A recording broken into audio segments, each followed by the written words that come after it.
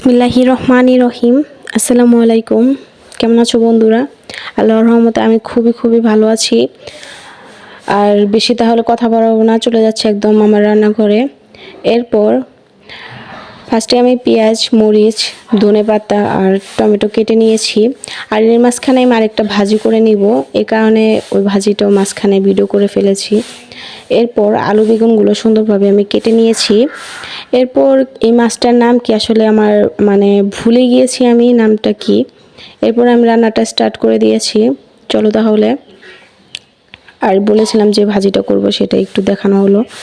এরপর আমি পাতিলটা দিয়ে সুন্দরভাবে পেঁয়াজগুলো ভালোভাবে ভেজে এর মধ্যে হালকা 1 চামচ মরিচের গুঁড়ো দিয়ে নিয়েছি, আর হাফ চা চামচ হলুদের গুঁড়ো আর হাফ চা চামচ ধনিয়া গুঁড়ো দিয়ে এরপর আমি কষিয়ে নেব যতক্ষণ না পর্যন্ত মশলার কাঁচা গন্ধটা না যায় সেই পর্যন্ত। এরপর তোমাদেরকে আরেকটু মাছটা দেখিয়ে নিলাম। আর আলু বেগুন আমি কিভাবে কেটে নিয়েছি তোমরা দেখতে পেয়েছো। আর টমেটো কেটে নিয়েছি সুন্দরভাবে। এরপর আমি মশলাটা কষানোর পরে মশলাটাই কিন্তু মাস্ট ভালোভাবে কষাতে হবে, কারণ মশলাটা ভালোভাবে কষালে খেতেও কিন্তু দারুণ মজা লাগে। এরপর আমি মাছগুলো দিয়ে নিয়েছি। আসলে রান্নাটা আমি করছিলাম না, আমি একটা জায়গায় গিয়েছিলাম। আর আমি যেখানে গিয়েছিলাম সেটা একটা আমার মামির বাসা। সেখানে আসলে কি মামি রান্না করতেছিল আর আমি ভিডিওটা করতেছিলাম। এরপর আমি মাছগুলো সুন্দরভাবে দিয়ে ভালোভাবে কষিয়ে নিয়েছি। আসলে তোমরা যদি চিনতে পারো প্লিজ কমেন্টে জানিও আসলে মাছটার নাম কি। আর মাছটার নামটাও আমি শুনতে ভুলে গিয়েছিলাম, আর বললেও হয়তো বা আমার মনে নেই মাছটার নামটা কি। এরপর মাছগুলো ভালোভাবে কষানোর পরে মাছগুলো আমি সুন্দরভাবে উঠিয়ে নিচ্ছি। এরপর আমি সবজিগুলো দিয়ে নিলাম।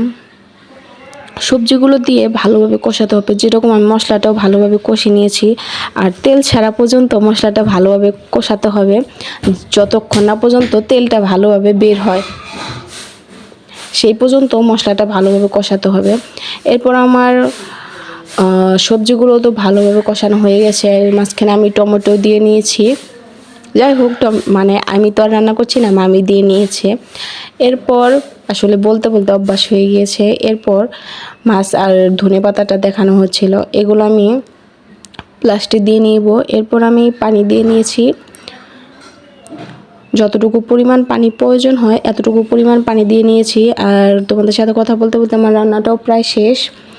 আশা করছি ভিডিওটা তোমাদের কাছে ভালো লাগবে। যদি ভালো লেগে থাকে চ্যানেলটি সাবস্ক্রাইব করে দিবে। ফেসবুক দেখে থাকলে পেজটি ফলো করে লাইক কমেন্টস করে পাশে থাকবে। আর আমার রান্নাটা শেষ। এরপর আমি একটা বাটিতে সার্ভ করে নিব। আর তোমরা দেখতে পাচ্ছ আসলে রান্নাটা কেমন হয়েছে, খুবই কিন্তু সুন্দর। আর আমার মামি কিন্তু মশলা বাটা ছাড়াই খায়। তোমরা যারা মশলা বাটা দিয়ে খাও মশলাটা প্লিজ অ্যাড করে নেবা। আশা করছি রান্নাটা খুবই মজা হয়েছে। ভালো থাকবে, সুস্থ থাকবে। পরের ভিডিওটি পাওয়ার জন্য চ্যানেলটি সাবস্ক্রাইব করে রাখবে। আল্লাহ হাফেজ।